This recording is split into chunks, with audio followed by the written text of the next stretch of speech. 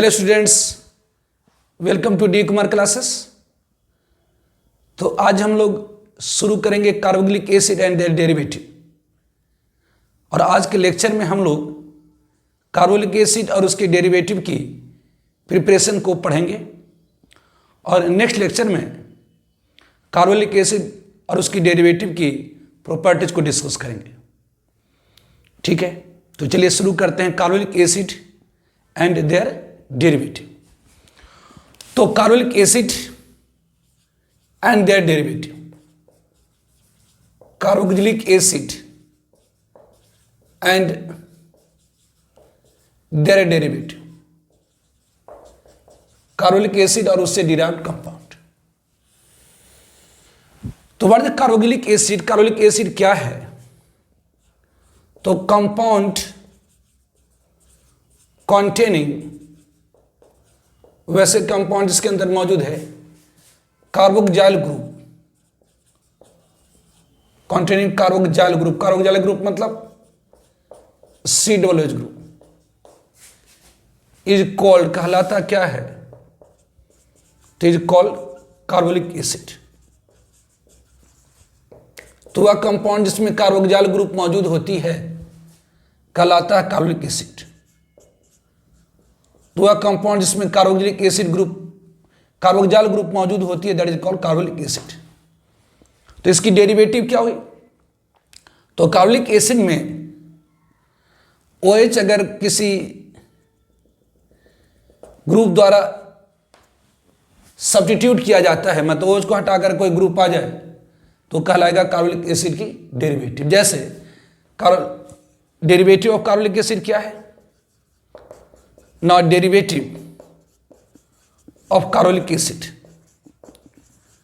Carboxylic acid की derivative कौन कौन सी? तो first one is the acid chloride, first one is the acid chloride. मतलब कार्बोक्सिलिक एसिड में कार्बोक्सिल ग्रुप में अगर OH को रिप्लेस करके, OH को हटा करके क्लोरीन आ जाए तो उसे हम क्या कहेंगे? तो एसिड क्लोराइड। कार्बोक्सिल ग्रुप में OH यदि रिप्लेस कर दिया जाता हो क्लोरीन द्वारा, that is called acid chloride. उसी तरह से यदि कार्बोक्सिल ग्रुप में OH को हटा करके और COOR आ जाए, that is acid anhydride. Acid anhydride, acid anhydride क्या है? तो एनहाइड्राइड मतलब होता है removal of water molecule. 2 molecule carboxylic acid में से वाटर को निकाल लीजिए, 2 मोलिक्यूल कार्बोक्सिलिक एसिड में से वाटर को निकाल लीजिए तो एनहाइड्राइड फॉर्म होती है। एनहाइड्राइड मतलब एसिड से वाटर को निकाल लीजिए, वो फॉर्म होती है anhydride. Third one is the ester. Ester that is a compound which contains COOR group, it is called ester. And fourth one is the amide. Amide carboxylic acid में, carboxylic acid को अगर ammonia से reaction करा करके heat करा दीजिए, amide RCONH2। मतलब यहाँ पर ये कार्बोक्सिलिक एसिड में कार्बोक्सिल ग्रुप है, कार्बोक्सिल ग्रुप में आप OH को हटाकर क्लोरीन कर दिए, या OH को हटाकर ये ग्रुप लाए, OH को हटाकर OR ले आए, OH को हटाकर NH2 लाए, तो ये सारे क्या कहलाएंगे? तो डेरिवेटिव ऑफ कार्बोक्सिलिक एसिड। तो ये कार्बोक्सिलिक एसिड और इसकी डेरिवेटिव। नाउ इसकी nomenclature, nomenclature of carboxylic acid and their derivative आपको मैंने डिस्कस कर रखा है। Nomenclature of carboxylic acid, nomenclature of carboxylic acid and their derivative, and their derivative has been discussed. Derivative has been discussed in nomenclature, has been discussed in nomenclature. ध्यान रखें, board वगैरह में nomenclature से question आता है, ऐसा नहीं कि नोमेनक्लेचर से नहीं आता। जैसे कार्बोक्सिलिक एसिड की nomenclature, acid chloride, acid anhydride, ester amide की नोमेनक्लेचर ऑलरेडी मैंने आपको डिस्कस कर रखा है, तो आप नोमेनक्लेचर जरूर पढ़ें। नोमेनक्लेचर में मैंने इसे सेपरेटली मत अलग करके बता दिया है। यहां पर हम लोग जो बेसिकली डिस्कस करेंगे preparation and properties of carboxylic acid and their derivative.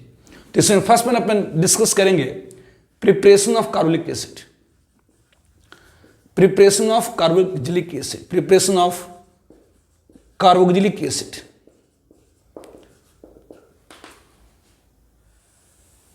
तो प्रिपरेशन ऑफ कार्बोक्सिलिक एसिड की preparation first one by oxidation of alkene, by oxidation of alkene, alkene की ऑक्सीडेशन से। मैंने आपको बताया था कि यदि अल्कीन को हम लोग ट्रीट कराते हैं CH अगर R' और अल्कीन को अगर हम लोग ट्रीट कराते हैं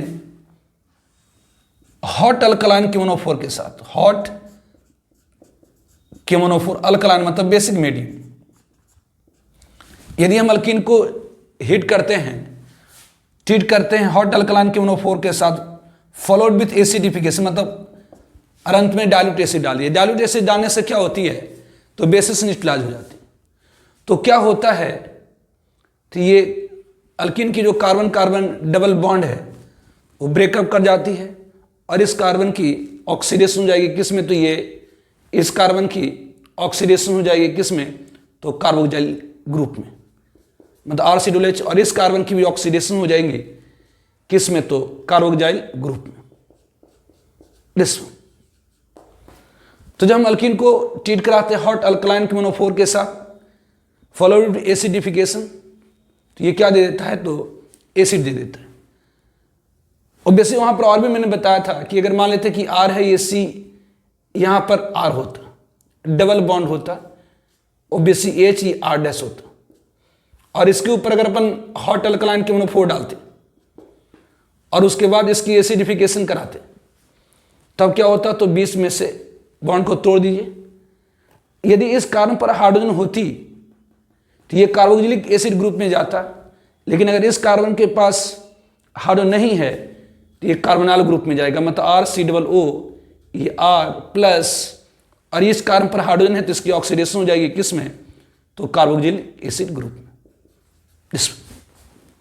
और भी इसमें बताया था मैंने आपको कि अगर आपके पास RCH है, ये डबल बॉन्ड CH2 है, अगर ये है मतलब ये टर्मिनल अल्कीन है, और इसके ऊपर अगर हॉट अल्कलाइन केमोनोफोर डाली तो बेसी ये कार्बन की ऑक्सीडेशन हो जाएगी, दो हाइड्रोजन है तो ये CO2 में ऑक्सीडाइज कर जाता था, और इस कार्बन पर हाइड्रोजन है ये COH में और ये C2। तो ये इसको अपन डिस्कस कर रखे डिटेल में अल्कीन के अंदर। अल्कीन अगर आपने पढ़ा होगा तो ये रिएक्शन आपको मिली होंगी।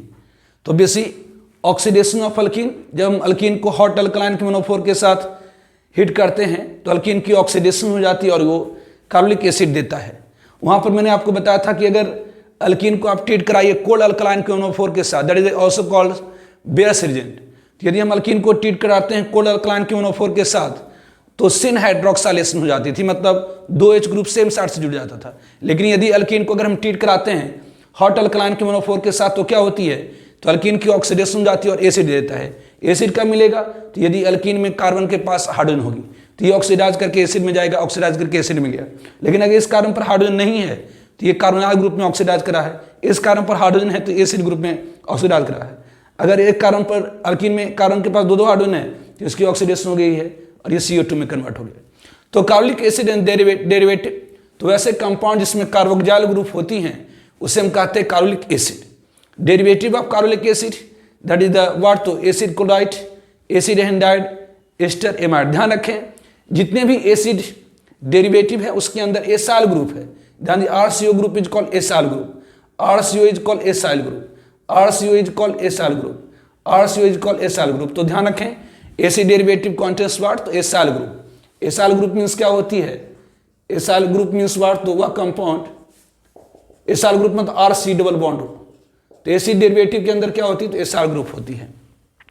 नोमेनक्लेचर ऑफ कार्बोक्सिलिक एसिड और उसकी डेरिवेटिव को अपन ने डिस्कस कर रखा है नोमेनक्लेचर में, तो इसके लिए आपको नोमेनक्लेचर देखनी होगी, पढ़ना होगा जाकर के systematic nomenclature, IUPAC nomenclature of organic compound वाला चैप्टर आपको मैंने वही बताया है। Now preparation of carboxylic acid, तो first one by oxidation of alkene. Alkene को अगर हम ट्रीट कराते हैं हॉट अल्कलाइन केमोनोफोर साथ फॉलोड विद एसिडिफिकेशन, मतलब रिएक्शन के बाद डाइल्यूट एसिड डाल दीजिए तो अल्कीन की ऑक्सीडेशन जाती है किस में, तो एसिड में। कब, तो अगर यहाँ पर हाइड्रोजन होगी, अल्कीन जिसके कार्बन के पास हाइड्रोजन होगी वो ऑक्सीडेशन जाती है कार्बोक्सिलिक ग्रुप में। अल्कीन जिसके कार्बन के पास हाइड्रोजन होगी वो ऑक्सीडाइज कर जाता है कार्बोनिक एसिड में। लेकिन वह अल्कीन जिसमें कार्बन के पास हाइड्रोजन नहीं होगी वो ऑब्वियसली कार्बोनाइल कंपाउंड मतलब ये कीटोन में जाकर ऑक्सीडाइज किया है। अगर टर्मिनल अल्कीन है तो वो CO2 में कन्वर्ट हो गया। ठीक है। नाउ इसी तरह से second method by oxidation of alkyl benzene, by oxidation of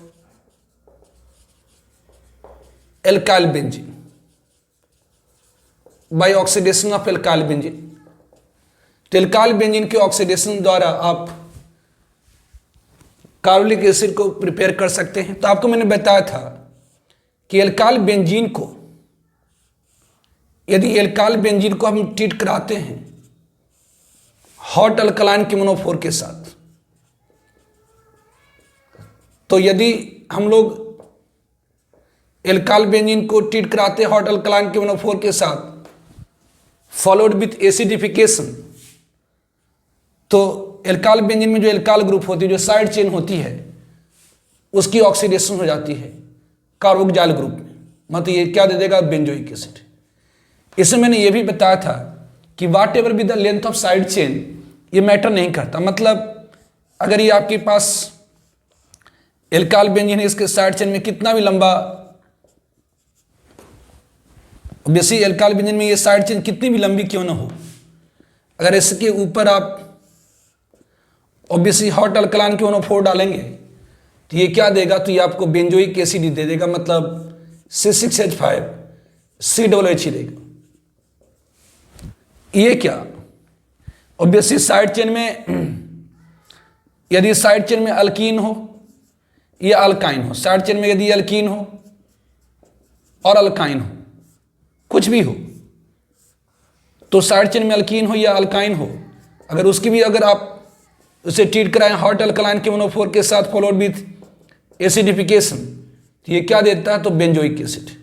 what ever be the length of chain, ये मैटर नहीं करता है। तो preparation of benzoic acid, benzoic preparation of carbonic acid by oxidation of alkyl benzene. जब alkyl benzene को हम treat करते हैं हॉट अल्कलाइन KMnO4 के साथ फॉलोड विथ एसिडिफिकेशन, तो वो क्या देता है, तो बेंजोइक एसिड देता है। Now third one, preparation of carbonic acid by carbonation of Grignard agent. ये आपको मैंने बेंजीन में बताई है रिएक्शन, इसकी डिटेल के लिए आप बेंजीन का सबसे लास्ट लेक्चर आप देखिए, उसमें डिस्कस करें। Now third one, by carbonation of Grignard agent, preparation of carbonic acid by carbonation of Grignard reagent. ये मैंने आपको हाइलाइट में बताया है कि जब हम ग्रिग्नार्ड एजेंट को, ग्रिग्नार्ड मतलब ऑर्गेनोमैग्नेशियम हैलाइड RMGX, यदि हम ग्रिग्नार्ड एजेंट को ट्रीट कराते हैं कार्बन डाइऑक्साइड के साथ, ग्रिग्नार्ड एजेंट को अगर हम ट्रीट कराते हैं कार्बन डाइऑक्साइड के साथ, तो क्या होती है, तो ग्रिग्नार्ड एजेंट में कार्बन आयन है, कार्बन एक न्यूक्लियोफाइल है, इस कार्बन के ऊपर अटैक करता है। तो जब ग्रिग्नार्ड एजेंट को हम कार्बन डाइऑक्साइड के साथ ट्रीट कराते हैं followed with treatment with dilute acid, तो क्या होती, तो ये कार्बन आयन CO2 के साथ मिलकर के कार्बोनिक एसिड देता है प्लस MgXOH, मतलब Mg+2 X- और OH ये देता है। इसकी स्पेसिफिक एग्जांपल आप ले सकते हैं, जैसे अगर मान लेते हैं कि हमारे पास बेंजीन है, C6H6 है, अगर इसे हम क्लोरीन के साथ रिएक्शन करा दें इन प्रेजेंस ऑफ FeCl3, तो बेंजीन को अगर हम हैलोजन के साथ रिएक्शन कराते हैं इन प्रेजेंस ऑफ लेविस एसिड, तो ये क्या दे देगा, क्लोरोबेंजीन C6H5Cl। अगर इसे अगर हम ट्रीट करा दें मैग्नीशियम के साथ इन ईथर, अगर इसे ट्रीट करा दें मैग्नीशियम के साथ ईथर, तो क्या दे देगा, C5H5MgCl, तो ये हमें क्या दे देगा, C5H5MgCl दे देगा। और यदि इसे हम ट्रीट करा देते हैं किसके साथ, तो कार्बन डाइऑक्साइड के साथ, तो ये हमें क्या दे देगा, तो this will give us followed with obviously treatment with dilute acid, तो ये हमें क्या दे देगा, तो this will give us C6H5COOH। तो बेसिक ये मेथड ऑफ प्रिपरेशन ऑफ या method of conversion of benzene into benzoic acid हो गई। ठीक है। Now fourth one, preparation of carbolic acid by oxidation of primary alcohol. Now fourth one by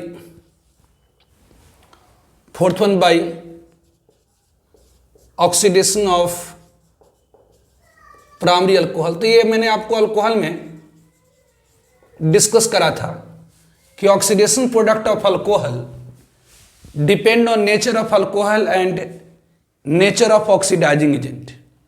जो oxidation product of alcohol होती है वह depend करता है नेचर ऑफ अल्कोहल और नेचर ऑफ ऑक्सीडाइजिंग एजेंट के ऊपर। तो जो प्राइमरी अल्कोहल होती, प्राइमरी अल्कोहल को अगर हम ट्रीट करते हैं स्ट्रॉन्ग ऑक्सीडाइजिंग एजेंट के साथ, जैसे हॉट अल्कलाइन KMnO4 के साथ, तो ऑक्सीडाइज कर जाता है एसिड में। जबकि सेकेंडरी अल्कोहल को अगर हम ट्रीट करते हैं प्रीडिन क्लोरोक्रोमेट के साथ, तो वो ऑक्सीडाइज कर जाता है कीटोन में। तो by oxidation of primary alcohol, तो यदि हम प्राइमरी अल्कोहल को ट्रीट कर दें, प्राइमरी अल्कोहल मतलब अगर ये OH प्राइमरी कार्बन से डायरेक्टली अटैच्ड है, और अगर इसे हम ट्रीट करा दें किसके साथ, तो हॉट अल्कलाइन KMnO4 के साथ फॉलोड विथ एसिडिफिकेशन, तो ये प्राइमरी अल्कोहल की ऑक्सीडेशन हो जाती है, मतलब इसमें से हाइड्रोजन रिमूव हो जाता, ऑक्सीजन बढ़ जाती है, कार्बोनिक एसिड रहता है। Now fifth one by oxidation of aldehyde. ये आपको मैंने एल्डिहाइड में बताया था कि aldehyde differ from ketone in oxidation reaction. Aldehyde और कीटोन में जो डिफरेंस आती है वह ऑक्सीडेशन रिएक्शन में। Aldehyde can be easily oxidised to acid. Aldehyde को आप आसानी से एसिड में कन्वर्ट कर सकते हैं। जैसे यदि आपके पास एल्डिहाइड है और उसे कॉमन ऑक्सीडाइजिंग एजेंट, जैसे अगर आप मान लेते हैं सिंपली, अगर आपके पास ये एल्डिहाइड है और इसे हम ट्रीट करा देते हैं किसके साथ, तो अल्कलाइन सिल्वर नाइट्रेट सोल्यूशन के साथ, that is the Tollens reagent के साथ, जैसे AgNH3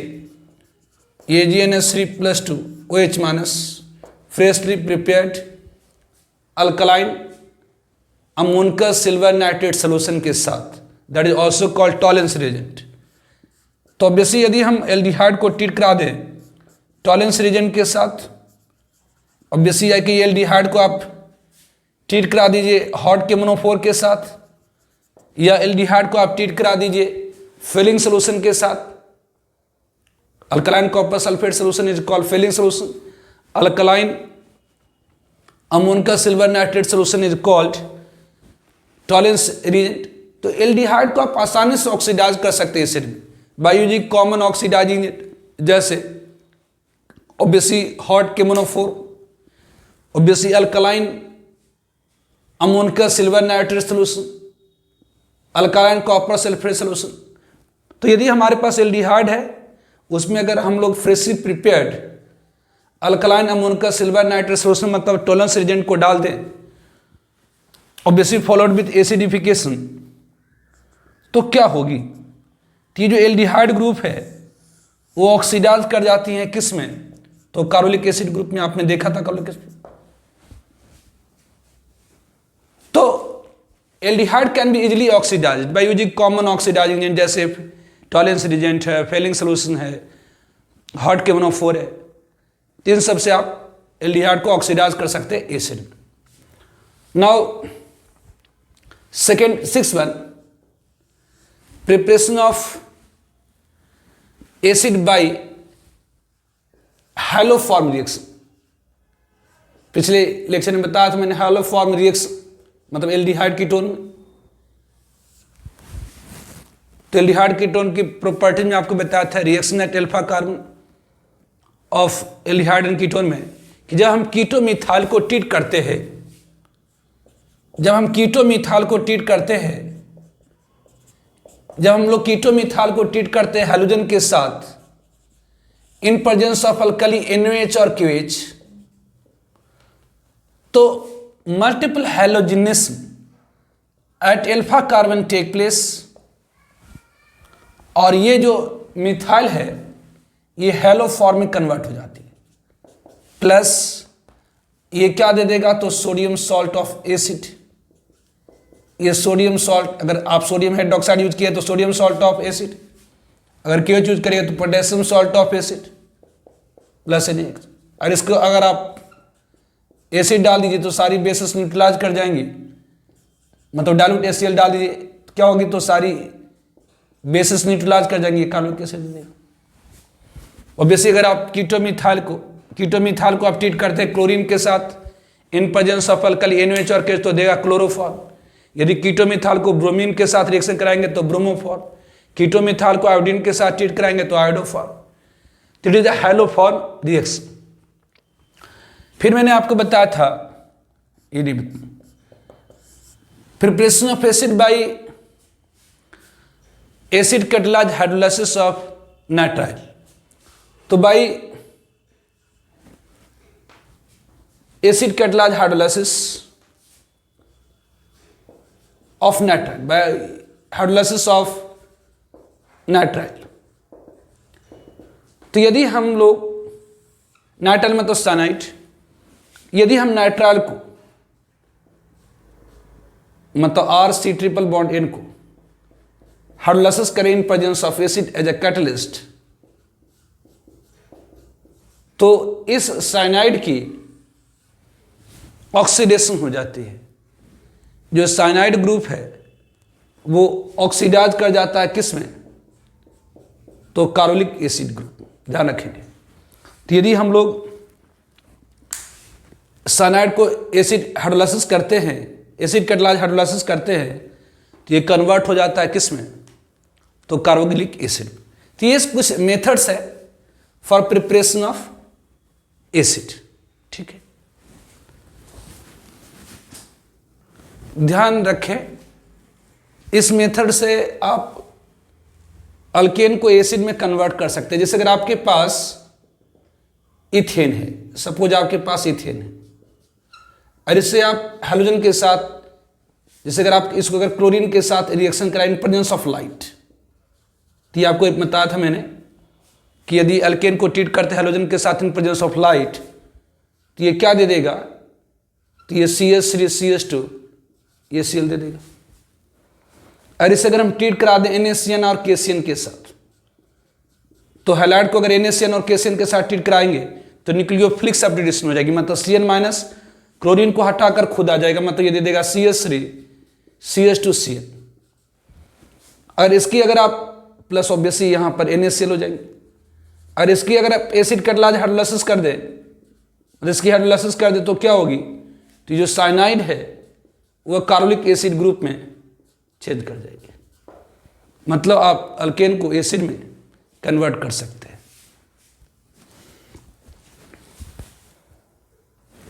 now preparation of derivative of acid. Now preparation of derivative of acids, derivative of acid की प्रिपरेशन। तो derivative of acid that is the acid chloride, anhydride and ester, anhydride, ester and amide, और acid derivative, ये सारे क्या, तो acid derivative, acid chloride, anhydride, ester and amide. तो all derivative of acid contains acyl group, that RCO group. इन सब में क्या होती है, तो एसाइल ग्रुप होती है। और बेसिस इन सब का जो नोमेनक्लेचर है आपको डिस्कस कर रखे हैं नोमेनक्लेचर के अंदर। तो ये सारे डेरिवेटिव ऑफ एसिड है। तो derivative of acid that is acid chloride, anhydride, ester and amide है ना। ये आपका क्या है, तो acid chloride, anhydride, ester and amide. Obviously इन सब में क्या होती है, तो एसाइल ग्रुप होती है। Obviously acid derivative contains, acid derivative में क्या होती है, तो कॉन्टेंस एसाइल ग्रुप। इसके अंदर एसाइल ग्रुप होती है, that is RCO group, acyl group होती है।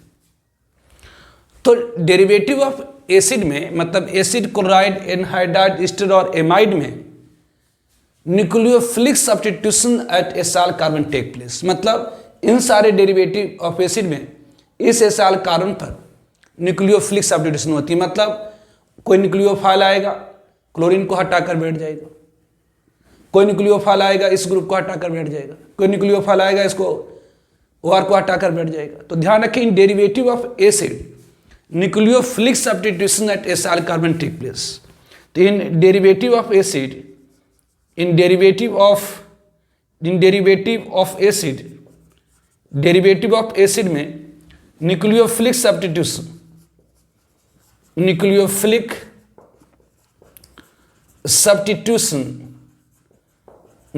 Substitution at acyl carbon take place, nucleophilic substitution at acyl carbon take place. तो ऑब्वियसली इन डेरिवेटिव ऑफ एसिड में nucleophilic substitution at acyl carbon take place. Derivative of acid में क्या होती है, तो न्यूक्लियोफिलिक सब्स्टिट्यूशन होती है। मतलब न्यूक्लियोफाइल आएगा, इस ग्रुप को हटाकर बैठ जाएगा, मतलब सीएल को हटाकर कोई न्यूक्लियोफाइल आ जाएगा। उस तरह से एनहाइड्राइड में कोई न्यूक्लियोफाइल आएगा, इसको हटा करके खुद बैठ जाएगा।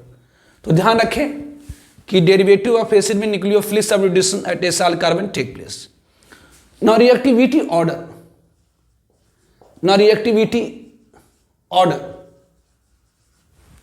now reactivity order for nucleophilic substitution.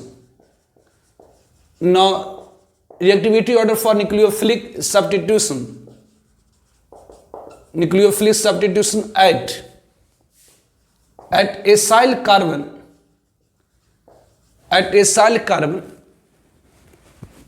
in derivative of acids, Now reactivity order for nucleophilic substitution at acyl carbon in derivative of acid, मतलब इन सारे एसिड डेरिवेटिव्स में किस एसिड डेरिवेटिव के एसाइल कार्बन पर न्यूक्लियोफिलिक सब्स्टिट्यूशन की गति ज्यादा होगी। तो बी कॉन्सिडर, हम लोग कॉन्सिडर करते हैं, बी कॉन्सिडर अगर कोई एसिड एल मीन्स ये Cl माइनस या ये तो बेसी in acid derivative contains acyl group. Acid derivative में क्या होती है, तो एसाइल ग्रुप होती है। और एसाइल ग्रुप में एसाइल ग्रुप मतलब RCO ग्रुप है। और यहां पर कार्बन डायरेक्टली अटैच ऑक्सीजन से बाय मल्टीपल बॉन्ड। तो ऑक्सीजन की इलेक्ट्रॉन नेगेटिविटी कार्बन से ज्यादा होती है, इस कारण से इस कार्बन के ऊपर सब्सटेंशियल पॉजिटिव चार्ज और इसके ऊपर सब्सटेंशियल नेगेटिव चार्ज। तो acid derivative content acyl group मतलब RCO ग्रुप, RCO। तो derivative of acid contains acyl group, और एसाइल ग्रुप में एसाइल कार्बन के पास सब्सटेंशियल पॉजिटिव चार्ज है। एसाइल ग्रुप में एसाइल कार्बन के पास सब्सटेंशियल पॉजिटिव चार्ज है, जिसके कारण न्यूक्लियोफाइल जो न्यूक्लियोफाइल होती है इस एसाइल कार्बन को प्रोटेक्ट करता है। मतलब ये ऑब्वियसली नेगेटिव चार्ज मतलब अपने इलेक्ट्रॉन के अलावा एक एक्स्ट्रा इलेक्ट्रॉन होगा, इसको प्रोटेक्ट करेगा। जैसे इलेक्ट्रॉन पर इसको प्रोटेक्ट करेगा, पाई बॉन्ड एक बिग बॉन्ड है जिसे ऑक्सीजन अपनी ओर पाई बॉन्ड के इलेक्ट्रॉन को अपनी ओर ट्रांसफर कर लेगा। तो this will give us RCO minus. Oxygen के पास अपने इलेक्ट्रॉन के अलावा इस कार्बन के इलेक्ट्रॉन चला गया। तो अगर कार्बन के इलेक्ट्रॉन चला गया मतलब इसकी ऑर्बिटल खाली हो गई, तो ये न्यूक्लियोफाइल इस कार्बन को इलेक्ट्रॉन दे देगा, तो इसकी चार्ज खत्म हो जाएगी। तो कार्बन के पास भी एक इलेक्ट्रॉन, न्यूक्लियोफाइल के पास भी एक इलेक्ट्रॉन, ये आपस में शेयरिंग कर लेगा इसमें। तो इस न्यूक्लियोफाइल ने क्या करा, अब ध्यान है एसिड डेरिवेटिव में एसाइल ग्रुप है, एसाइल ग्रुप में एसाइल कार्बन के पास सब्सटेंशियल पॉजिटिव चार्ज, अच्छी खासी मात्रा में पॉजिटिव चार्ज, जिसके कारण न्यूक्लियोफाइल इसके ऊपर अटैक करा, पाई इलेक्ट्रॉन इधर ट्रांसफर हो गई। अब क्या होगी, आपने पढ़ा है जो चार्ज, अगर कहीं पर चार्ज है वो अनस्टेबल है, तो ये अपने चार्ज को स्टेबिलिटी देने के लिए बॉन्डिंग में लाएगा। तो जैसे ही ये इलेक्ट्रॉन पर बॉन्डिंग में आएगा, अब इन दोनों में से जो बेस लिविंग होगी वो यहां से हटाएगा।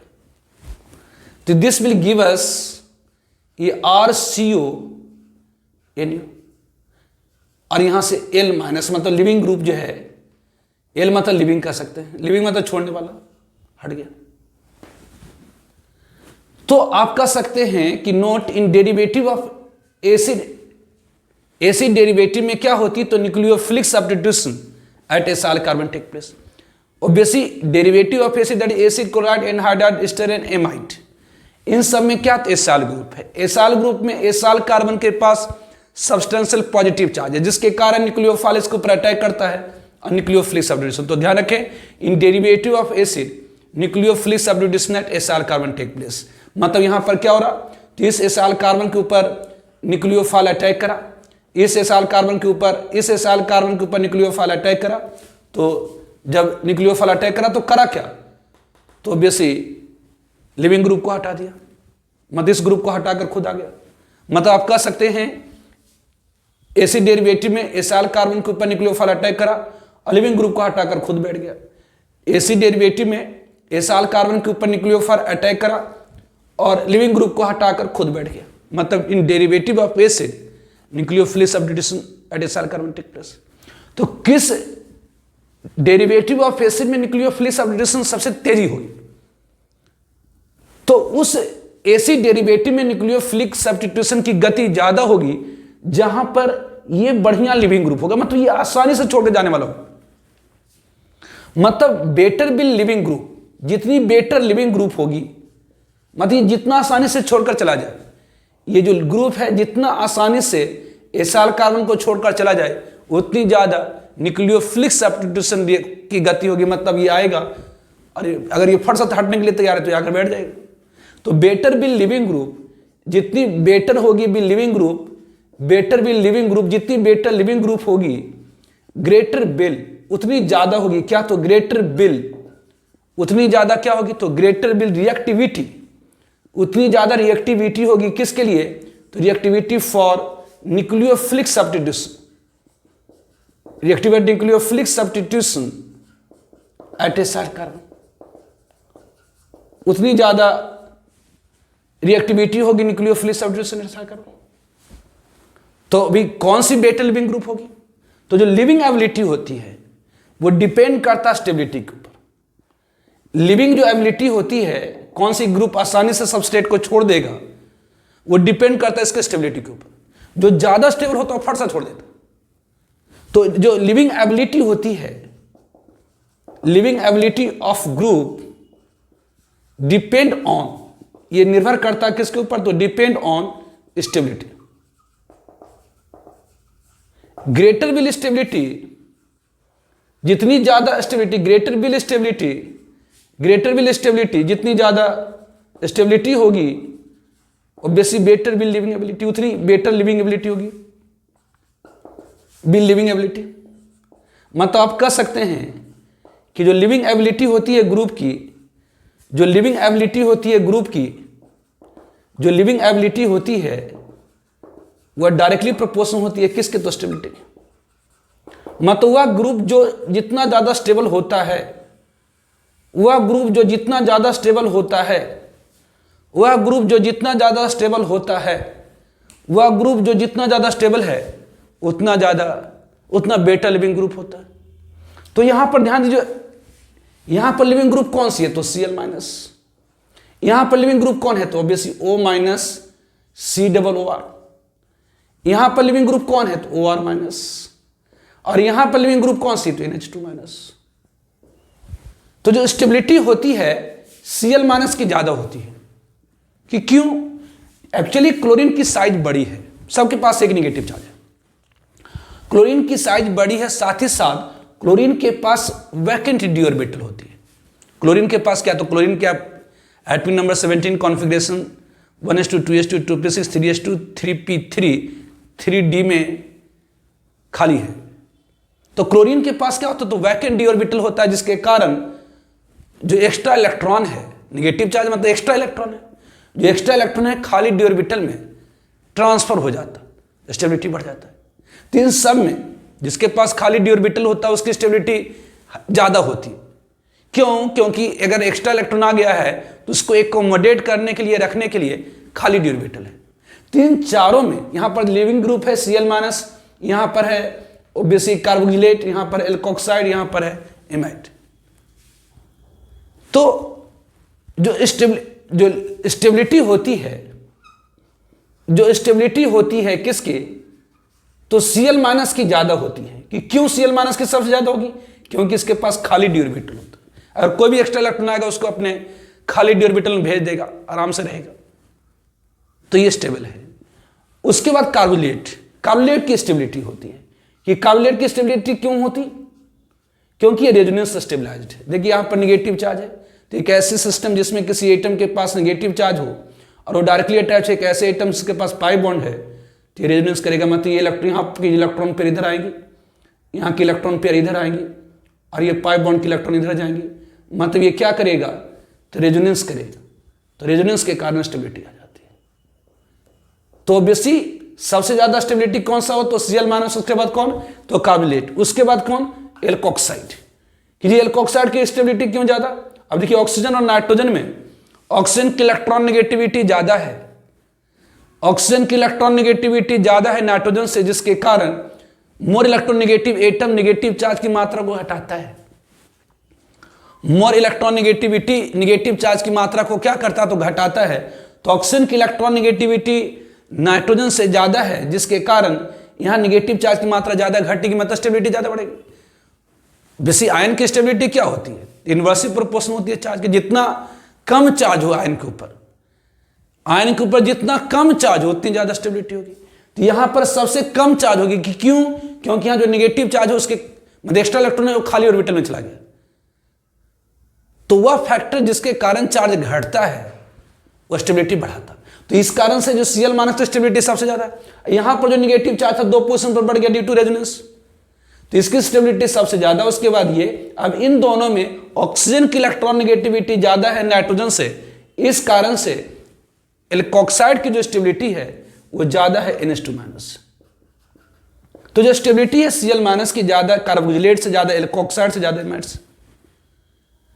तो जो लिविंग एबिलिटी है, इस कारण से जो लिविंग एबिलिटी है, लिविंग एबिलिटी भी क्या होगी, तो Cl- की ज्यादा होगी कार्बोक्सिलेट से, कार्बोक्सिलेट की ज्यादा होगी एल्कोक्साइड से, और एल्कोक्साइड से ज्यादा होगी NH2-।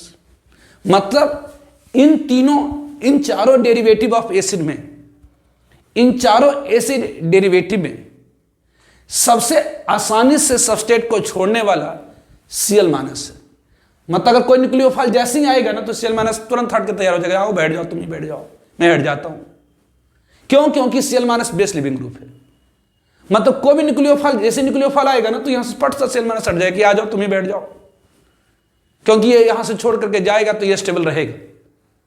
मतलब जो एसिड क्लोराइड होती है सबसे ज्यादा रिएक्टिव होती है for nucleophilic substitution at SR का। क्यों, क्योंकि यहां पर बेटर लिविंग ग्रुप है। तो एसिड क्लोराइड में की रिएक्टिविटी सबसे ज्यादा होती है, क्योंकि Cl- सबसे बेटर लिविंग ग्रुप है। उसके बाद एनहाइड्राइड, उसके बाद एस्टर, उसके बाद एमाइड। तो Cl- चूंकि सबसे बेटर लिविंग ग्रुप है, इस कारण से जो एसिड क्लोराइड होती है सबसे ज्यादा रिएक्टिव होता है, ज्यादा तेजी से रिएक्शन करता है by nucleophilic substitution at SR का। तो बेसिक एसिड डेरिवेटिव में क्या है, तो एसाइल ग्रुप है। एसाइल ग्रुप में है क्या, तो एसाइल कार्बन। एसाइल कार्बन पर क्या है, तो सब्सटेंशियल पॉजिटिव चार्ज, जिसके कारण क्या होता, तो न्यूक्लियोफाइल एसाइल कार्बन के ऊपर अटैक करता है और न्यूक्लियोफिलिक सब्स्टिट्यूशन देता है। मतलब एसिड डेरिवेटिव में क्या होती है, तो न्यूक्लियोफिलिक सब्स्टिट्यूशन होती है। तो किसकी न्यूक्लियोफिलिक सब्स्टिट्यूशन ज्यादा गति से होगी, किसमें न्यूक्लियोफिलिक सब्स्टिट्यूशन सबसे ज्यादा गतिज होगी? तो वह एसिड डेरिवेटिव जिसमें बेटा लिविंग ग्रुप होगी। तो बेटर भी लिविंग ग्रुप ग्रेटर भी rate of nucleophilic substitution acyl carbon. अब लिविंग एबिलिटी डिपेंड करती है स्टेबिलिटी के ऊपर। जिसके वह एसिड डेरिवेटिव जिसमें जितनी ज्यादा स्टेबल ग्रुप होगी उसकी रिएक्टिविटी न्यूक्लियोफिलिक सब्स्टिट्यूशन के लिए सबसे ज्यादा होगी। और स्टेबिलिटी किसकी सबसे ज्यादा है? तो Cl माइनस की, कार्बोक्सिलेट से ज्यादा, एल्कोक्साइड से NH2 माइनस। इसीलिए जो लिविंग एबिलिटी होगी Cl माइनस की ज्यादा है, कार्बोक्सिलेट से ज्यादा है, एल्कोक्साइड से ज्यादा, एमाइड से। तो रिएक्टिविटी ऑर्डर अगर आपसे पूछा जाए तो यहां पर जो reactivity order for nucleophilic substitution at acyl carbon, मतलब इन सारे एसिड डेरिवेटिव में कौन सी एसिड डेरिवेटिव सबसे ज्यादा रिएक्टिव होती है फॉर न्यूक्लियोफिलिक सब्स्टिट्यूशन? तो याद रखें एसिड क्लोराइड मोर रिएक्टिव होती है एसिड एनहाइड्राइड से, एस्टर से। एस्टर मोर रिएक्टिव होता है एमाइड से। ठीक है। 10 इस प्रकार से हम लोग कह सकते हैं कि जो रिएक्टिविटी ऑर्डर है for nucleophilic substitution at acyl carbon, 10 इस प्रकार से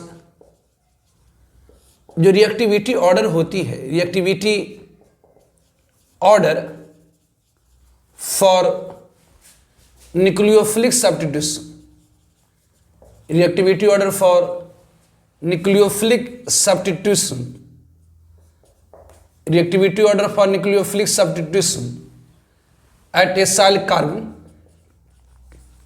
एट एसाइल कार्बन 10 इस प्रकार से आप कह सकते हैं कि जो रिएक्टिविटी ऑर्डर होती है for nucleophilic substitution at acyl carbon, उसमें जो एसिड क्लोराइड होती है वो सबसे ज़्यादा रिएक्टिव होती है क्योंकि इसके पास सबसे बेहतर लिविंग ग्रुप है।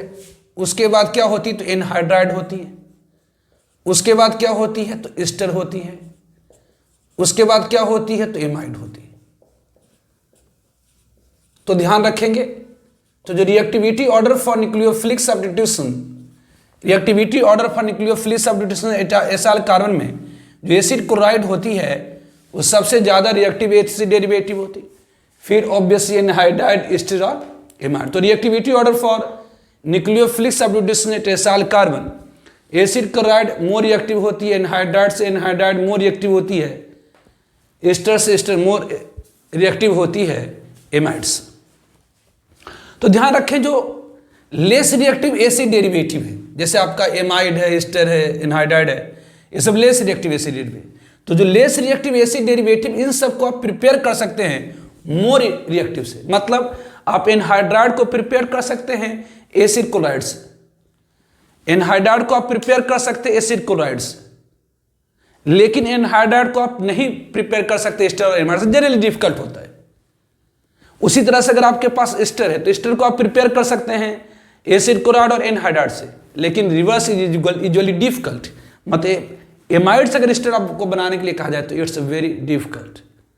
उसी तरह से एमाइड को आप प्रिपेयर कर सकते हैं एसिड क्लोराइड, एनहाइड्राइड और एस्टर से, लेकिन रिवर्स इज यूजुअली डिफिकल्ट। तो ध्यान रखेंगे, नोट जो लेस रिएक्टिव एसिड डेरिवेटिव है, लेस रिएक्टिव एसिड डेरिवेटिव, जो लेस रिएक्टिव एसिड डेरिवेटिव होती है can be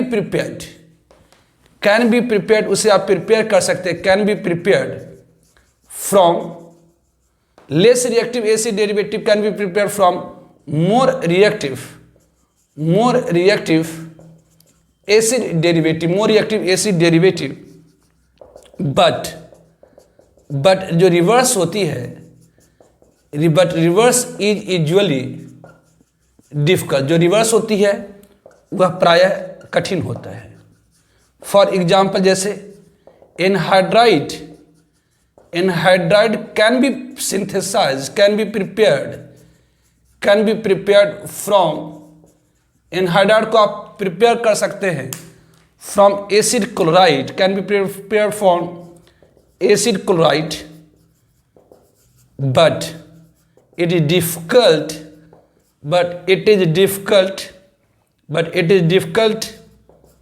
difficult to prepare from ester और एमाइड। तो ध्यान रखेंगे, पहली पॉइंट कीजिए reactivity order for nucleophilic substitution acid carbon, acid chloride more reactive होती है एनहाइड्राइड से, एनहाइड्राइड मोर रिएक्टिव होती है एस्टर से, एस्टर मोर रिएक्टिव होती है एमाइड से। तो जो लेस रिएक्टिव एसिड डेरिवेटिव है उसे आप मोर रिएक्टिव एसिड डेरिवेटिव से आप प्रिपेयर कर सकते हैं, लेकिन रिवर्स यूजुअली डिफिकल्ट होता है। जैसे एनहाइड्राइड को आप प्रिपेयर कर सकते हैं एसिड क्लोराइड से, लेकिन एस्टर और एमाइड से प्रिपेयर करना डिफिकल्ट होगा। तो हम लोग फर्स्ट वन हम लोग डिस्कस करें प्रिपरेशन ऑफ एसिड डेरिवेटिव में। तो फर्स्ट वन जो मोस्ट रिएक्टिव एसिड डेरिवेटिव है दैट इज एसिड क्लोराइड। तो first one is the preparation of acid chloride, preparation of acid chloride, preparation of acid chloride. तो acid chloride is most reactive acid derivative. Acid chloride सबसे ज्यादा, obviously acid chloride जो होती है ये क्या है, तो मोस्ट रिएक्टिव है, most reactive acid derivative, acid derivative most reactive है। सो इसीलिए इन सब से आप इसको प्रिपेयर कर नहीं सकते। So it is prepared by, इसे प्रिपेयर किया जाता है, it is prepared by direct, सीधे direct reaction with, prepared by direct reaction of carboxylic acid, reaction of carboxylic acid with inorganic compound thionyl chloride, phosphorus pentachloride, phosphorus trichloride। तो acid chloride सबसे ज़्यादा reactive acid derivative है। इस कारण से इसे हम डायरेक्ट प्रिपेयर नहीं कर करके मतलब एसिड क्लोराइड सबसे ज़्यादा रिएक्टिव एसिड डेरिवेटिव, इस कारण से इसे हम लोग एनहाइड्राइड एस्टर और एमाइड से प्रिपेयर नहीं करके बल्कि डायरेक्ट प्रिपेयर करते हैं। कैसे, तो कार्बोनिक एसिड को हम ट्रीट कराते हैं आरसीडुलेज, इसे ट्रीट कराते हैं किसके, तो थानाल क्लोराइड, थानाल क्लोराइड मतलब SOCl2 के साथ। तो क्या होती है, तो यहां पर आप जान रहे हैं कि सल्फर डायरेक्टली ऑक्सीजन से पॉजिटिव चार्ज होता है, इसके ऊपर अटैक करता है और ये देता क्या है, तो ये देता RCOCl plus SO2 plus HCl। उसी तरह से अगर हम कार्बोनिक एसिड को डायरेक्ट ट्रीट कराते हैं किसके साथ, फास्फोरस पेंटाक्लोराइड PCl5 के, कार्बोनिक एसिड को अगर हम ट्रीट कराते हैं PCl5 के साथ, इसके ऊपर पॉजिटिव चार्ज है, यहां निगेटिव चार्ज इसके ऊपर अटैक करता है और ये देता RCOCl plus POCl3 plus HCl। उसी तरह से कार्बोनिक एसिड को अगर हम ट्रीट कराते हैं PCl3 फास्फोरस ट्राइक्लोराइड के साथ, तो ये देता है RCOCl प्लस H3PO3। तो ध्यान रखेंगे एसिड क्लोराइड सबसे रिएक्टिव एसिड डेरिवेटिव है, एसिड क्लोराइड सबसे ज्यादा रिएक्टिव एसिड डेरिवेटिव है, इसलिए इसे प्रिपेयर किया जाता है direct reaction of carbonic acid with thionyl chloride, phosphorus pentachloride और PCl3 के साथ। ठीक है, now preparation of anhydride, now preparation of anhydride. तो प्रिपरेशन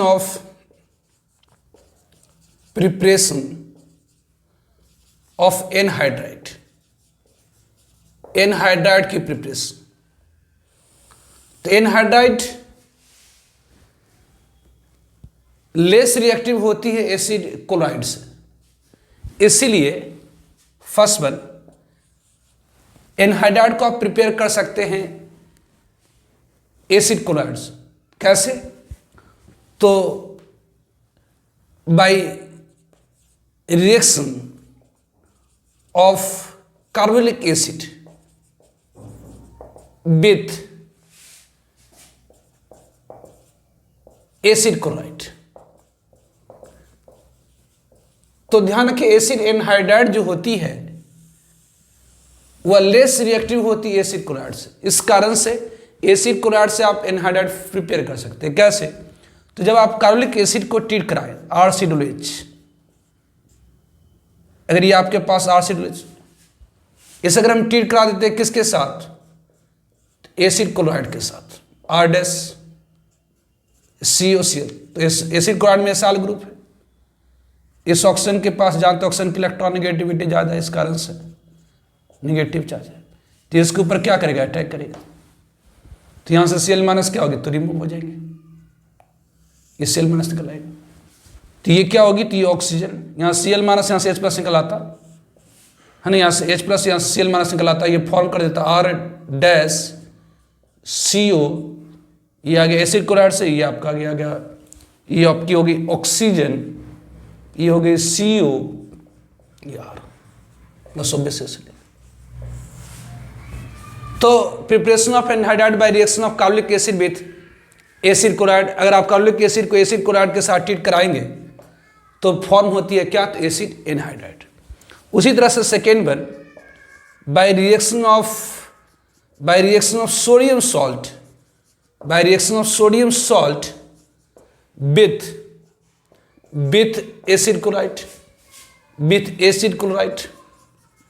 ऑब्वियसली यदि हम सोडियम सॉल्ट ऑफ एसिड को अगर ट्रीट कराते हैं एसिड क्लोराइड के साथ, जैसे अगर हमारे पास RCO ये ONA प्लस है, इडिया सोडियम कार्बोक्सिलेट, अगर इसे हम ट्रीट करा देते हैं किसके साथ, तो एसिड क्लोराइड के साथ, अगर इसे ट्रीट कराते हैं एसिड क्लोराइड के साथ, एसिड क्लोराइड में क्या, तो एसाइल ग्रुप है, एसाइल ग्रुप में एसाइल कार्बन के ऊपर सब्सटेंशियल पॉजिटिव चार्ज है, ऑब्वियसली ये निगेटिव चार्ज न्यूक्लियोफाइल है, इसके ऊपर अटैक करेगा, तो बेसिक न्यूक्लियोफिलिक सब्स्टिट्यूशन हो जाएगी, मतलब Cl माइनस को हटा करके ये ग्रुप जाकर क्या होगी, तो बॉन्ड कर जाएंगे। तो यहाँ से Cl माइनस को हटा करके ऐड हो गई, मतलब ये आपको दे दे R डैश, ये CO, ये O, ये आपका COO, ये R, यहाँ से आपका Cl माइनस निकल आएगा, यहाँ से NaCl, तो ये फॉर्म की क्या, तो NaCl।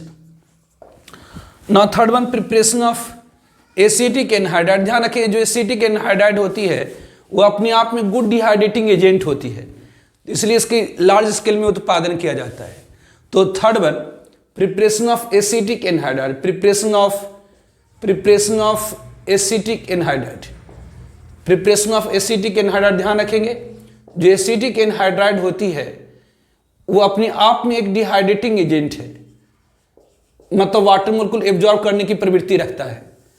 तो जब हम एसिटिक एसिड को, जैसे CH3 है, ये COOH, एसिटिक एसिड को जब हीट करते हैं, जब एसिटिक एसिड को अगर हीट करते हैं, जब एसिटिक एसिड को हीट करते हैं एल्युमिनियम फॉस्फेट के साथ at high temperature, aluminium phosphate के साथ एट अबाउट 700 डिग्री सेल्सियस, तो क्या होती है, तो ये डिहाइड्रेट कर जाता है, मतलब यहाँ से वाटर मोलिक्यूल की रिमूव हो जाती है, यहाँ से क्या होती है, तो वाटर मोलिक्यूल की रिमूव हो जाती है, और ये फॉर्म कर देता है क्या, तो एसिटिक एनहाइड्राइड, ये फॉर्म कर देता है एसिटिक एनहाइड्राइड, ये फॉर्म कर देता है acetic anhydride, it is acetic anhydride.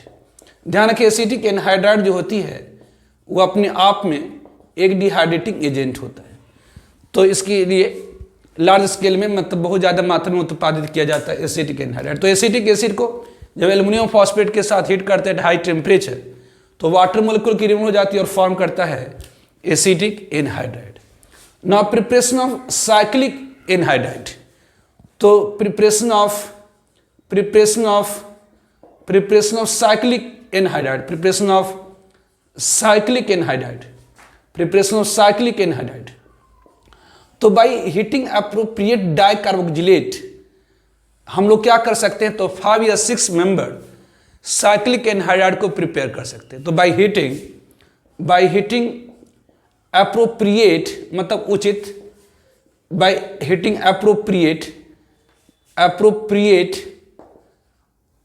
By heating appropriate dicarbolic acid be can prepare हम लोग प्रिपेयर कर सकते हैं, हम लोग प्रिपेयर कर सकते हैं क्या, तो cyclic anhydride, we can prepare cyclic anhydride. तो by heating appropriate dicarbolic acid हम लोग प्रिपेयर कर सकते हैं साइक्लिक एनहाइड्राइड। जैसे अगर हमारे पास सक्सेनिक एसिड है, ये CH2 COOH, ये COOH है और ये हमारा COOH है। अगर इसे हम हीट कर देते हैं तो अगर इसे हम हीट कर देते तो क्या होती है, ओब्वियसली ये होती क्या है, तो वाटर मॉलिक्यूल की रिमूव हो जाएंगे, H2 निकल आएगा। मतलब ऑब्वियसली ये ऑक्सीजन इसके ऊपर अटैक करेगा, OH और H यहाँ से निकल आएगा और ये फॉर्म कर देता क्या, तो succinic anhydride. It will give us succinic anhydride. We can prepare 5 या 6 मेंबर। ध्यान, ये जो साइक्लिक एनहाइड्राइड फॉर्म होना चाहिए वो 5 और 6 मेंबर होना। वी कैन प्रिपेयर 5 और 6 मेंबर, 5 और 6 मेंबर, 5 और 6 member cyclic anhydride. Cyclic anhydride को हम लोग प्रिपेयर कर सकते हैं। मतलब ये आपको ये C डबल बॉन्ड हो, ये C डबल बॉन्ड हो, दिस। तो प्रिपरेशन ऑफ साइक्लिक एनहाइड्राइड, जब हम लोग अप्रोप्रिएट डाइकार्बोलिक एसिड को हीट करते हैं, तो जब हम अप्रोप्रिएट डाइकार्बोलिक एसिड को हीट करते हैं, जब अप्रोप्रिएट डाइकार्बोलिक एसिड को हीट करते हैं तो हम लोग फिर प्रिपेयर कर सकते हैं 5 और 6 मेंबर साइक्लिक एनहाइड्राइड। जैसे आपकी सक्सेनिक एसिड है, सक्सेनिक एसिड को अगर हम हीट कर देते हैं तो ये फॉर्म होता है क्या, तो सक्सेनिक एनहाइड्राइड या ब्यूटेन डाइओइक एनहाइड्राइड। नोमेनक्लेचर मैंने बताया एनहाइड्राइड के अंदर, ये सक्सेनिक एनहाइड्राइड हो गया, सक्सेनिक एनहाइड्राइड। उसी तरह से अगर हमारे पास थैलिक एसिड है, ये थैलिक एसिड, ये phthalic acid, it is phthalic acid, COOH phthalic acid. और इसे हम थैलिक एसिड को अगर हीट कर देते हैं, और इस थैलिक एसिड को अगर हीट कर देते हैं तो क्या होती है, तो वाटर मॉलिक्यूल की रिमूव हो जाती है, वाटर मॉलिक्यूल की रिमूव हो जाती है और ये दे देता है phthalic anhydride. This give us phthalic anhydride. ये क्या हो, तो ये दिस वन, ये साइक्लिक एनहाइड्राइड फॉर्म है। तो by heating appropriate dicarbolic acid, मतलब ऐसी कार्बोलिक एसिड में 2-2 C ग्रुप है, तो अप्रोप्रिएट डाइकार्बोलिक एसिड को हीट करने पर 5 या 6 मेंबर साइक्लिक एनहाइड्राइड फॉर्म कर सकते हैं। 5 से नीचे नहीं, 6 से ज़्यादा नहीं। 6 मेंबर जो रिंग होती है वो सबसे ज़्यादा होती है। जैसे यहाँ पर कितना मेंबर हो गया, तो 1 2 3 4 5 मेंबर रिंग बना। यहाँ कितना, तो 5 मेंबर, 1 2 3 4 5। तो साइक्लिक एनहाइड्राइड को हम लोग प्रिपेयर कर सकते हैं bye heating appropriate dicarbolic acid. तो preparation of anhydride, anhydride obviously less reactive होता है एसिड क्लोराइड से, इसलिए आप एनहाइड्राइड को एसिड क्लोराइड से प्रिपेयर कर सकते हैं। कैसे, तो यदि आप कार्बोलिक एसिड और एसिड क्लोराइड को आप ट्रीट कराइए तो न्यूक्लियोफिलिक सब्स्टिट्यूशन एसाइल कार्बन होगी और एनहाइड्राइड फॉर्म होगी। या sodium salt of carbolic acid को ट्रीट कराइए एसिड क्लोराइड के साथ तो न्यूक्लियोफिलिक सब्स्टिट्यूशन होगी एसाइल कार्बन पर और फॉर्म करेगा व्हाट, तो anhydride. Preparation of acidic anhydride, acidic anhydride अपने आप में एक गुड डिहाइड्रेटिंग एजेंट है, इसलिए इसकी लार्ज स्केल में मैन्युफैक्चरिंग करी जाती है। कैसे, तो जब एसिटिक एसिड को हम हीट करते हैं एल्युमिनियम फॉस्फेट के साथ अबाउट 700 डिग्री सेल्सियस, तो वाटर मॉलिक्यूल की रिमूव हो जाती है और फॉर्म करता है एसिटिक एनहाइड्राइड। उस तरह से प्रिपरेशन ऑफ साइक्लिक एनहाइड्राइड, आप अप्रोप्रिएट डाइकार्बोलिक एसिड को जब हीट करेंगे तो वाटर मॉलिक्यूल की रिमूव हो जाएगी और 5 या 6 मेंबर साइक्लिक एनहाइड्राइड फॉर्म होती है। जैसे ये सक्सेनिक एनहाइड्राइड है, थैलिक एनहाइड्राइड है, तो ये होगी प्रिपरेशन ऑफ एनहाइड्राइड। ठीक है, नाउ प्रिपरेशन ऑफ एस्टर। तो प्रिपरेशन ऑफ एस्टर, तो third derivative of acid is ester. तो preparation of ester, preparation of ester, ester की प्रिपरेशन। तो प्रिपरेशन ऑफ एस्टर, तो first one by esterification, first one by esterification. तो preparation of ester first one by esterification, esterification द्वारा ester की preparation. तो जब हम कार्बोलिक एसिड को ट्रीट करते हैं अल्कोहल के साथ in presence of acid as a catalyst, तो फॉर्म होती ester by condensation reaction. Condensation का मतलब होता है addition with removal of some small molecule. तो व्हेन कार्बोलिक एसिड, जब हम कार्बोलिक एसिड को बोर्ड में पूछता है जी, when carbolic acid is treated with, जब कार्बोलिक एसिड को हम ट्रीट करते हैं treated with alcohol in presence of acid catalyst, in presence of acid catalyst gives ester by condensation reaction, by condensation reaction कहलाता है कॉल्ड, इसे हम लोग क्या कहते हैं, इट इज कॉल्ड एस्टेरिफिकेशन, इसे हम लोग कहते हैं एस्टेरिफिकेशन। तो जब हम कार्बोलिक एसिड को ट्रीट करते हैं अल्कोहल के साथ, जैसे अगर हमारे पास RCOOH है, it is the carbolic acid, और इसे हम ट्रीट कर देते हैं अल्कोहल के साथ, ये H, ये O, ये R dash, this one. In presence of acid catalyst, in presence of acid is a catalyst क्या होती है, ये ऑब्वियसली अल्कोहल एक न्यूक्लियोफाइल की तरह एक्ट करता है और ये इसके ऊपर अटैक कर देता, ये इसके ऊपर यहां पॉजिटिव चार्ज है, इसके ऊपर अटैक कर दिया और क्या होती थी यहां से OH, अल्कोहल से H और एसिड से OH, अल्कोहल से H और एसिड से OH, मतलब वाटर मोलिक्यूल की रिमूव हो जाती है और फॉर्म कर देता है एस्टर, इट फॉर्म एस्टर, ये फॉर्म कर देता है ester. This reaction is called esterification. तो जब हम कार्बोलिक एसिड को ट्रीट करते हैं अल्कोहल के साथ in presence of acid as a catalyst, जब हम एसिड को ट्रीट करते हैं अल्कोहल के साथ in presence of acid as a catalyst, तो कॉन्डेंसेशन रिएक्शन होती है। मतलब कॉन्डेंसेशन का मतलब होता है addition with removal of some small molecule, तो कॉन्डेंसेशन का मतलब होता है addition with removal of some small molecule, मतलब अल्कोहल की कार्बोलिक एसिड मॉलिक्यूल में एडिशन हुई लेकिन साथ ही साथ वाटर मॉलिक्यूल की रिमूवल हुई, तो इसे हम लोग कहते हैं कॉन्डेंसेशन। तो कॉन्डेंसेशन रिएक्शन का मतलब होता है addition with removal of some small molecule like water. तो यहाँ पर तो ये करा कि जब हम कार्बोलिक एसिड को ट्रीट करते हैं अल्कोहल के साथ in presence of acid as a catalyst, तो फॉर्म होती है एस्टर थ्रू कॉन्डेंसेशन रिएक्शन, और बेसिक एक रिवर्सिबल रिएक्शन होती है। In presence of acid catalyst it is a reversible reaction, ये क्या है, it is a reversible reaction, एक रिवर्सिबल रिएक्शन है। तो बेसिक यहाँ पर आप एस्टर को आइसोलेट कर सकते हैं, we can isolate ester from this reaction. कैसे, तो first neutralising acid by base, यहाँ पर आप एस्टर को आइसोलेट कैसे करेंगे, अलग कैसे करेंगे, तो पहले रिएक्शन जब इक्विलिब्रेट हो गई, स्थिर हो गई, उसमें बेस डाल दीजिए। बेस डालने से क्या होगी, तो सारी एसिड न्यूट्रलाइज कर जाएंगे, रिएक्शन रुक जाएगा। एसिड जब न्यूट्रलाइज कर जाएगा तो रिएक्शन रुक जाएंगे। फिर आप क्या करिए, तो एक्सेस ऑफ अल्कोहल वाटर को हीट करके उड़ा दीजिए, तो आपका एस्टर आइसोलेट हो जाएगा। तो basic ester can be isolated first by neutralizing acid by base, पहले एसिड को बेस से न्यूट्रलाइज कर दीजिए, फिर क्या करें, तो एक्सेस ऑफ अल्कोहल को एक्सेस ऑफ अल्कोहल वाटर में सबको एसिड को आप एस्केप कर दीजिए, एवापोरेट कर दीजिए, तो आपको एस्टर आइसोलेट हो जाएंगे।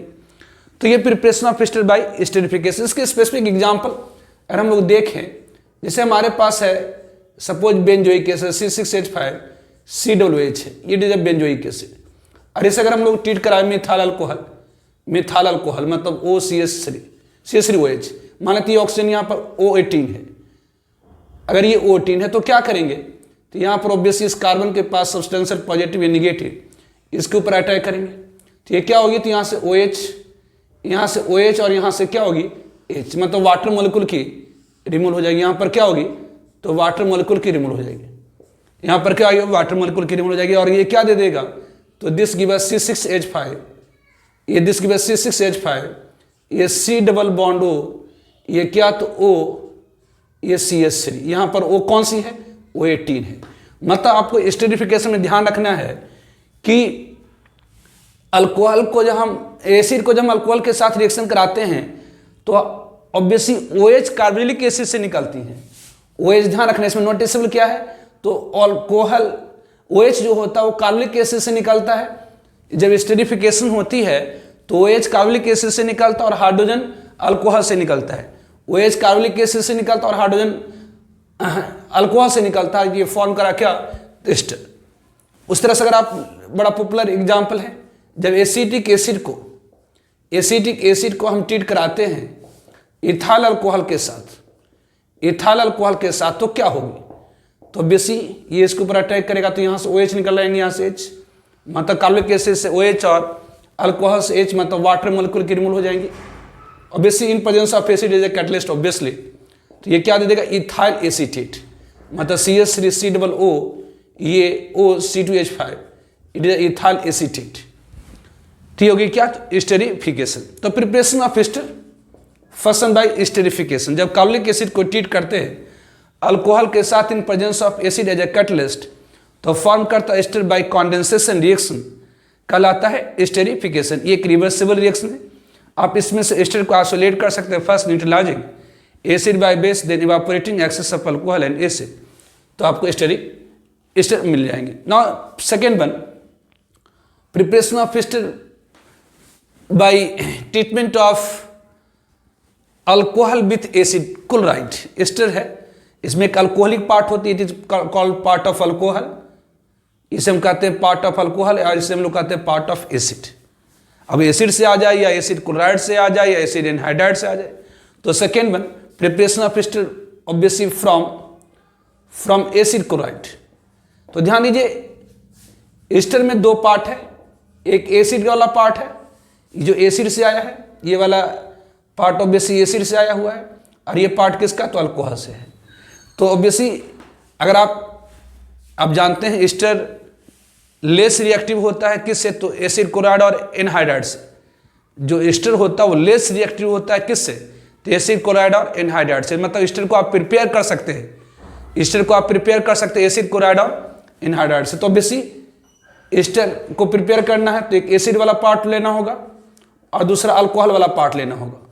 तो ऑब्वियसली अगर हम लोग ट्रीट करा दें एसिड क्लोराइड को अल्कोहल के साथ, अगर एसिड क्लोराइड को अगर अल्कोहल के साथ ट्रीट करा दे तो क्या होगी, तो ऑब्वियसली यहाँ पर एसाइल कार्बन में है, इसके ऊपर सब्सटेंशियल पॉजिटिव चार्ज है, इसके पास ऑब्वियसली निगेटिव चार्ज है, ये क्या होगी, तो इसके ऊपर अटैक करेगा। तो यहाँ से क्या होगी, तो Cl निकलेगा, यहाँ से H, ऑब्वियसली एसिड वाला पार्ट से क्लोरीन, इससे हाइड्रोजन, तो ये क्या होगी, तो यहाँ से Cl निकल गई और आपको दे देगा RCO, ये O R dash this one. तो एसिड क्लोराइड यहाँ ऑब्वियसली Cl माइनस बेटा लिविंग ग्रुप, तो ये एसिड से पार्ट से आया, ये अल्कोहल पार्ट से। उसी तरह से from anhydride, preparation of ester from anhydride, तो ऑब्वियसली यहाँ पर एस्टर है, एस्टर में दो पार्ट, एक एसिड वाला पार्ट और एक अल्कोहलिक पार्ट। तो ऑब्वियसली एसिड वाला पार्ट के लिए आप यहाँ पर एसिड एनहाइड्राइड ले लीजिए, यहाँ पर एसिड का एनहाइड्राइड ले लीजिए, और अल्कोहलिक पार्ट के लिए आपको अल्कोहल लेना होगा। तो जब हम एसिड एनहाइड्राइड को अल्कोहल के साथ ट्रीट कराएंगे तो क्या होगी, तो ऑब्वियसली ये इसके ऊपर अटैक करेगा, और यहाँ से ये ऑब्वियसली अल्कोहल में से हाइड्रोजन और एसिड वाला पार्ट से ये निकल आएगा, तो ये फॉर्म करेगा क्या, तो ये RCOO, ये RCOO, ये OR डैश, ये ऑक्सीजन जाने अल्कोहलिक पार्ट वाला है, प्लस ये RCOOH दिस वन। तो preparation of ester, first one by esterification, second one from, तो ध्यान दीजिए एस्टर में दो पार्ट, एक अल्कोहलिक पार्ट है और एक एसिड वाली पार्ट है। तो ये वाली जो पार्ट है वो एसिड से आया, ये वाली पार्ट अल्कोहल से आया। तो अगर आप जानते हैं एस्टर लेस रिएक्टिव होता है एसिड क्लोराइड और एनहाइड्राइड से, इसलिए एस्टर को आप प्रिपेयर कर सकते हैं एसिड क्लोराइड और एनहाइड्राइड से।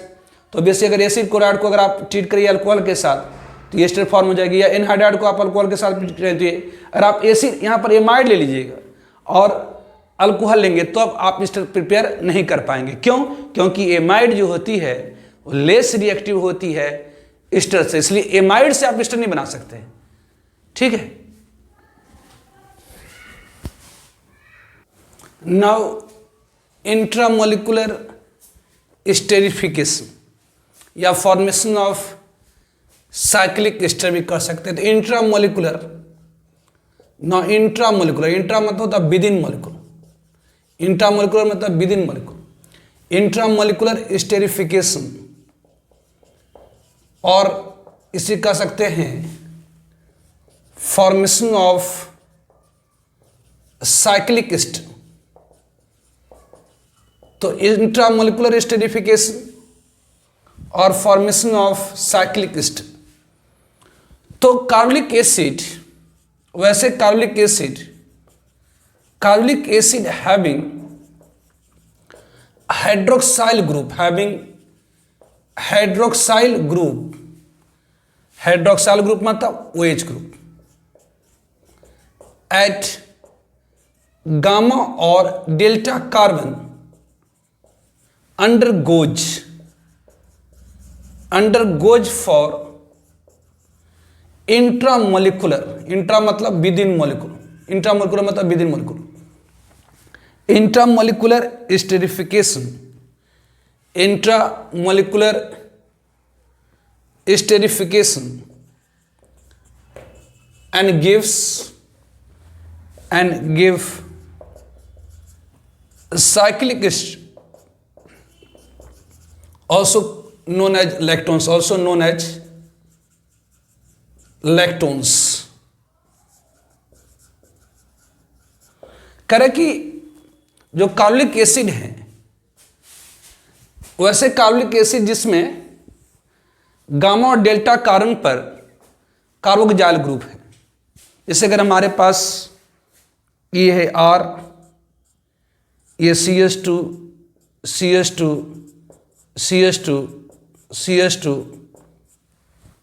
ये COH, अगर ये है कार्बोलिक, तो ये कार्बोलिक एसिड ग्रुप हो गई। तो फंक्शन ग्रुप से जो डायरेक्टली अटैच कार्बन होती है उसे हम अल्फा कार्बन कहते हैं, उसके बाद वाली कार्बन बीटा कार्बन कहलाते, उसके बाद गामा कार्बन कहलाते, उसके बाद डेल्टा कार्बन कहलाते हैं। तो फंक्शन ग्रुप से जो डायरेक्टली अटैच कार्बन होते हैं उसे हम लोग कहते हैं अल्फा कार्बन, उसके बाद वाली कार्बन बीटा, उसके बाद गामा, उसका डेल्टा। करेक्ट। वैसे कार्बोलिक एसिड ग्रुप जिसमें गामा पर ये हो गया, ये क्या हो गया, तो ये गामा हाइड्रोक्सी, इसे कहेंगे गामा हाइड्रोक्सी कार्बोलिक एसिड। ये क्या, तो गामा हाइड्रोक्सी कार्बोलिक एसिड है। ये क्या, तो गामा हाइड्रोक्सी कार्बोलिक एसिड है। ये गामा हाइड्रोक्सी कार्बोलिक एसिड है। तो वैसे कार्बोलिक एसिड जिसमें गामा पर या डेल्टा कार्बन पर OH होती है, और यहां पर OH होता, डेल्टा पर होते तो उसे कहते हैं डेल्टा हाइड्रोक्सी कार्बोलिक एसिड। तो वैसे कार्बोलिक एसिड की मॉलिक्यूल जिसमें गामा और डेल्टा कार्बन पर OH ग्रुप होती है, वो विद इन मॉलिक्यूल एस्टरीफाई कर जाता है, मतलब साइक्लिक स्टेप बना देता है। कि कैसे, तो आपकी अगर मान लेते R है, ये CH2 है, ये CH है, ये आपकी OH है, ये आपका CH2 है, ये CH2 है, ये COH है, ये है। अगर इसे आप ट्रीट करा दीजिए, एसिड कैटालिसिस में डाल दीजिए, तो क्या होगी, तो ये OH है, जो बेसी alpha carbon, it is the beta carbon, it is gamma carbon. तो यहां से जो OH है एक न्यूक्लियोफाइल की तरह काम करेगा, इस कार्बन पर पॉजिटिव चार्ज है, इसके ऊपर अटैक कर देगा। तो क्या होगी, तो ऑक्सीजन इस कार्बन से बॉन्ड कर जाएंगे, और यहां से क्या होगा, तो यहां से OH निकल आएंगे, और यहां से क्या निकल आएंगे, तो हाइड्रोजन निकल आएंगे। ये ऑक्सीजन क्या होगा, तो यहां से ऑब्वियसली ये आपकी निकल आएंगी बाहर, यहां से ऑब्वियसली OH निकल आएंगी बाहर। तो ये देगा क्या, तो ये आपकी होगी R, ये CH2, ये RCH2 जो करते हो ना गया, ये आपका CH है। अब ये देखिए, इस CH से अब इधर ऑक्सीजन, ये CH इधर ऑक्सीजन, और ये ऑक्सीजन किससे जाकर बॉन्ड कर गया, तो ये CO से, ये बॉन्ड कर गया किससे, तो CO से। और इधर आपकी क्या हो गई, अब CO के बाद क्या है, ये CO के बाद क्या, तो फिर CH2 है, फिर क्या है, तो फिर CH2 के बाद फिर CH2 है, और ये CH2 के बाद क्या है, तो फिर CH है, दिस ऑब्वियसली प्लस वाटर बिल्कुल निकल गई यहां से। तो वैसे कार्बोलिक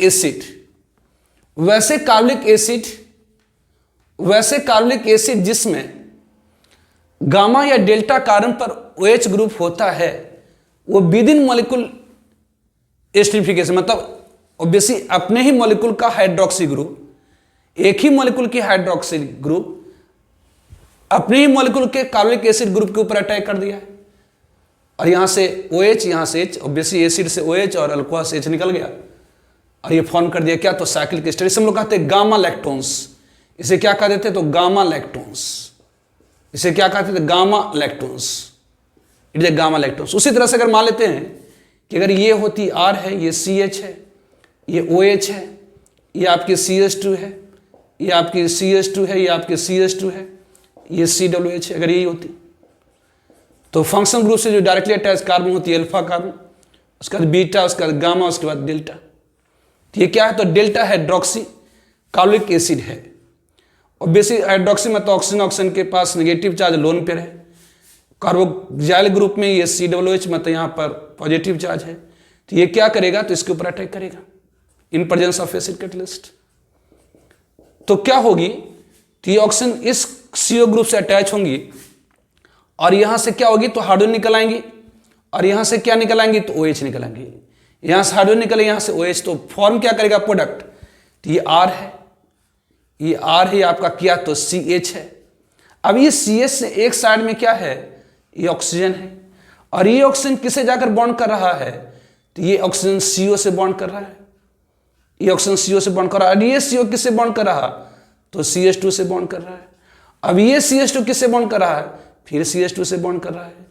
फिर ये CH2 किससे बॉन्ड कर रहा है ना, ये ऑब्वियसली ये CH किससे बॉन्ड, यहां पर CH का जो ऑक्सीजन है ये CO से बॉन्ड करा। अब ये CO किससे बॉन्ड करा, तो CH2 से, फिर CH2 से, और ये फिर क्या होगा, तो CH2 से, और ये CH2, ये फिर CH ऑब्वियसली प्लस H2। इससे ये क्या होता है, साइक्लिक एस्टर फॉर्म हुई, जिसे हम कहते हैं डेल्टा लैक्टोन्स। इसे क्या कहते हैं, डेल्टा लैक्टोन्स। तो ध्यान रखेंगे कि वैसे कार्बोनिक एसिड की मॉलिक्यूल जिसमें गामा और डेल्टा कार्बन पर हाइड्रोक्साइल ग्रुप होती है, वैसे कार्बोनिक एसिड की मॉलिक्यूल जिसमें गामा और डेल्टा कार्बन पर हाइड्रोक्साइल ग्रुप होती है, वह अपने मॉलिक्यूल के अंदर ही स्टेरिफिकेशन करता है और फॉर्म करता है साइक्लिक एस्टर, जिसे हम लोग लैक्टोन्स कहते हैं। ठीक है। Now preparation of amide. Now preparation of amide, amide की प्रिपरेशन। तो फोर्थ डेरिवेटिव ऑफ एसिड जो सबसे कम रिएक्टिव है, दैट इज द एमाइड। तो preparation of amide, preparation of amide, amide की preparation. Amide is a least reactive acid derivative. Amide क्या है, एमाइड इज लिस्ट रिएक्टिव, सबसे कम रिएक्टिव एसिड डेरिवेटिव है, एसिड डेरिवेटिव। इसीलिए so it can be prepared, so it can be prepared, इसे आप prepare कर सकते हैं। So it can be prepared from obviously acid chloride, acid chloride, anhydride, ester और विथ और from carbonic acid with treatment with. लेकिन इन सबको ट्रीट कराना होगा किसके साथ, तो एमाइड में अमोनिया पार्ट होता है। Treatment with from carbonic acid with treatment. तो amide is the least reactive acid derivative, so it can be prepared from acid chloride anhydride ester और carbonic acid with by treatment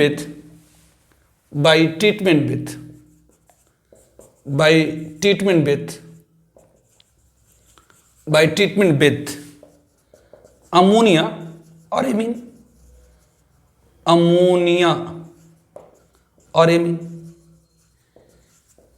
तो just first one, preparation amide from acid chloride. Acid chloride से amide की preparation. यदि हमारे पास RCOCl, it is acid chloride, अगर इसे हम ammonia के साथ ट्रीट कराएं, अमोनिया मतलब NH3,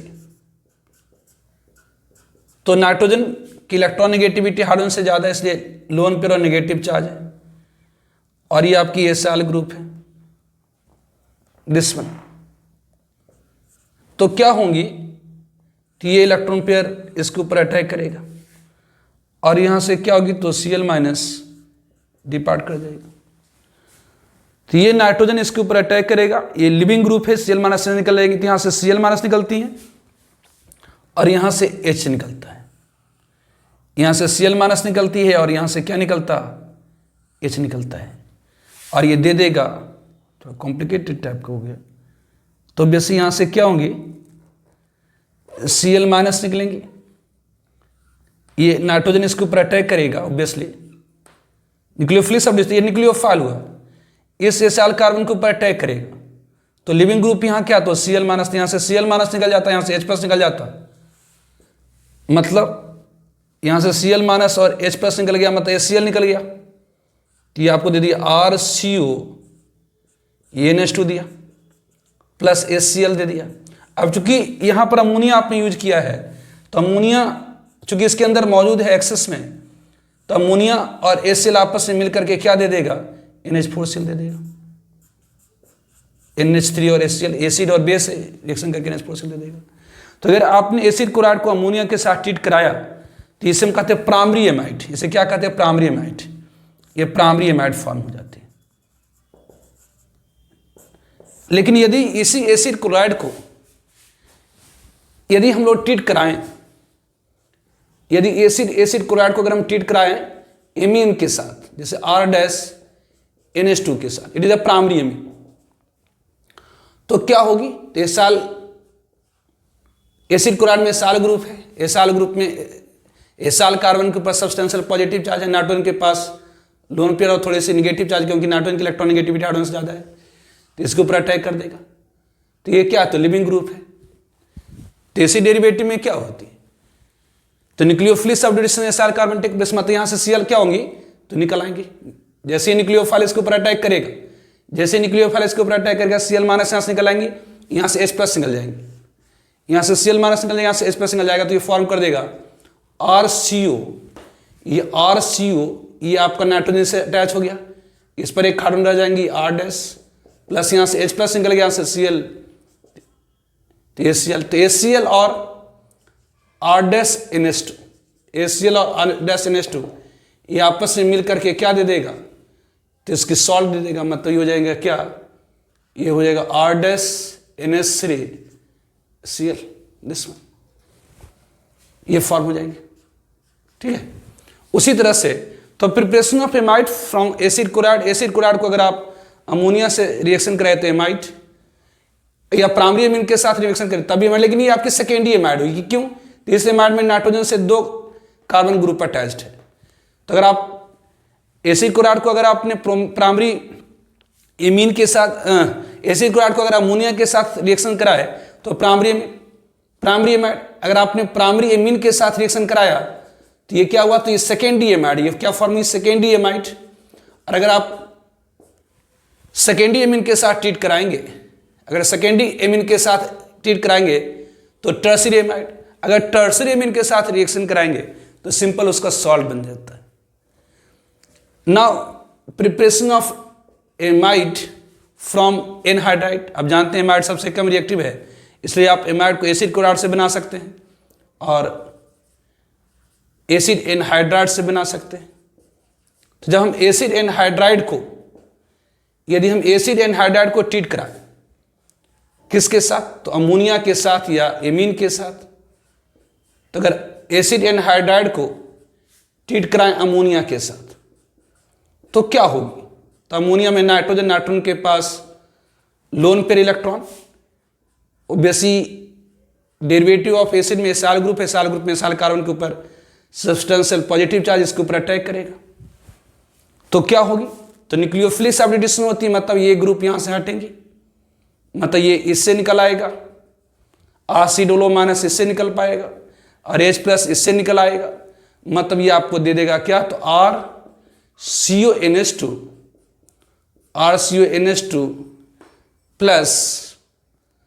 प्लस ये क्या, तो ये RCOOH, ये ध्यान दीजिए RCOOH। अब ये RCOOH जो होती है, ठीक है, ये आपको क्या दे देगा RCOOH, ये ध्यान दीजिए ये एसिड है, और आपके पास क्या है, तो आपने अमोनिया यूज किया है, ये बेस है। तो ये एसिड और बेस आपस में क्या करेगा, तो रिएक्शन करके इसका सॉल्ट दे देगा। मतलब ये फॉर्म कर देगा क्या, ये RC डबल बॉन्ड O, ये O NH, ये H प्लस और NH3 मतलब NH4 प्लस, ये दे देगा, अमोनियम सॉल्ट दे देगा, कार्बोनिक एसिड का अमोनियम सॉल्ट। तो फ्रॉम एसिड एनहाइड्राइड, उसी तरह से अभी आपने देखा एनहाइड्राइड को अगर ट्रीट करें अमोनिया के साथ तो ये प्राइमरी एमाइड। अगर प्राइमरी एमाइड, इसी तरह से आप प्राइमरी एमाइड लीजिएगा तो आपको क्या देगा, तो प्राइमरी एमाइड सेकेंडरी एमाइड दे देगा। तो सेम टू सेम है, कुछ अंतर है नहीं, सब में तो न्यूक्लियोफिलिक सब्स्टिट्यूशन है, डिसाइल कार्बन हो रही है। Third one from Easter, from Easter, from Easter, Easter से एमाइड की प्रिपरेशन। अगर हमारे पास ये RCOO है, अगर ये ईस्टर है, अगर इसे हम ट्रीट करा दें किसके साथ, तो अमोनिया के साथ, तो अमोनिया में नाइट्रोजन के पास लोन पेयर है, एक न्यूक्लियोफाइल है, इसके ऊपर अटैक करेगा तो क्या होती है, तो एसाइल कार्बन के ऊपर न्यूक्लियोफिलिक सब्स्टिट्यूशन होती है, एसाइल कार्बन के ऊपर क्या होती है, तो न्यूक्लियोफिलिक सब्स्टिट्यूशन। तो ये क्या होगा, तो यहाँ से RO माइनस, यहाँ से H प्लस निकल आएगा, तो ये फॉर्म कर देगा RCOO, ऑब्वियसली ये क्या होगी, तो ये NH2 है ना, यहाँ से क्या निकलेगा, तो यहाँ से H प्लस निकल जाएगा आफ्टर RO, मतलब ये आपको अल्कोहल, दिस वन। उसी तरह से from acid, fourth one from acid, from acid, acid से एमाइड बना सकते हैं। जैसे अगर आपके पास कार्बोनिक एसिड है RCOH है, और इसको अगर आप अमोनिया के साथ ट्रीट करा दीजिए तो ये अमोनियम सॉल्ट देगा, एसिड और NH3 मिलकर के क्या देता है, तो ammonium salt RCOO NH4 plus दे देगा। अरे अगर इसे स्ट्रांगली हीट कर दीजिए या अगर एक डिहाइड्रेटिंग एजेंट डाल दीजिए P2O5, तो इससे क्या होती है, तो वाटर मोलिक्यूल निकल आएंगी और ये फॉर्म कर देगा RCONH2। इससे क्या होता है, तो अगर हीट करेंगे तो डिहाइड्रेट कर जाता है, मतलब P2O हीट करिए या डिहाइड्रेटिंग एजेंट डाल दिया, P4O10 डाल दीजिए, P4O10 डाल दीजिए, तो क्या करेगा, तो इसे वाटर मोलिक्यूल को निकाल लेता है, एमाइड दे। तो amide is the least reactive acid derivative. इसे प्रिपेयर कर सकते हैं एसिड क्लोराइड से, एनहाइड्राइड एस्टर या कार्बोनिक एसिड से बाय ट्रीटमेंट विद अमोनिया और एमीन। जैसे एसिड क्लोराइड को अगर आपने अमोनिया के साथ रिएक्शन कराया तो प्राइमरी एमाइड फॉर्म हुई। कैसे, तो यहाँ से लिविंग ग्रुप है Cl माइनस, यहाँ से H प्लस निकला, ये फॉर्म हुई, यानी यहाँ से ACl और इसमें NH3 तो मिलकर के अमोनियम क्लोराइड। उस तरह से अगर आपने एसिड क्लोराइड को अगर प्राइमरी एमीन के साथ ट्रीट कराया तो यहाँ से H प्लस, यहाँ Cl मतलब ACl और ये सॉल्ट दे दिया और ये बना दिया सेकेंडरी एमाइड। अगर आप सेकेंडरी एमीन यूज करेंगे तो टर्सरी एमाइड। उस तरह से एनहाइड्राइड को अगर ट्रीट करें अमोनिया के साथ तो यहाँ से ये लिविंग ग्रुप ये है, यहाँ से H प्लस निकल आएगा, तो ये दे दिया क्या, तो एमाइड। यहाँ पर चूंकि ये RCOOH मतलब एसिड और बेस, ये इसका सॉल्ट। उस तरह से एस्टर अगर आपके पास, उसको अगर अमोनिया के साथ रिएक्शन कराए तो न्यूक्लियोफिलिक सब्स्टिट्यूशन एसाइल कार्बन होगी, एसाइल कार्बन पर न्यूक्लियोफिलिक सब्स्टिट्यूशन होगी, एमाइड दे दिया। आप एसिड से भी बना सकते हैं, एसिड को अगर अमोनिया के साथ रिएक्शन कराए तो उसका सॉल्ट दे देगा, और उसे स्ट्रांगली हीट कर दीजिए या डिहाइड्रेटिंग एजेंट डाल दीजिए तो एमाइड दे देगा। तो आज हम लोग के लेक्चर में हम लोगों ने देखा preparation of acid and their derivative, acid और उसके डेरिवेटिव की प्रिपरेशन को हम लोगों ने देखा। नेक्स्ट लेक्चर में हम लोग प्रॉपर्टीज ऑफ एसिड और इसके डेरिवेटिव को डिस्कस करेंगे, है ना। एक लेक्चर और इसमें लगेगा। Okay, bye.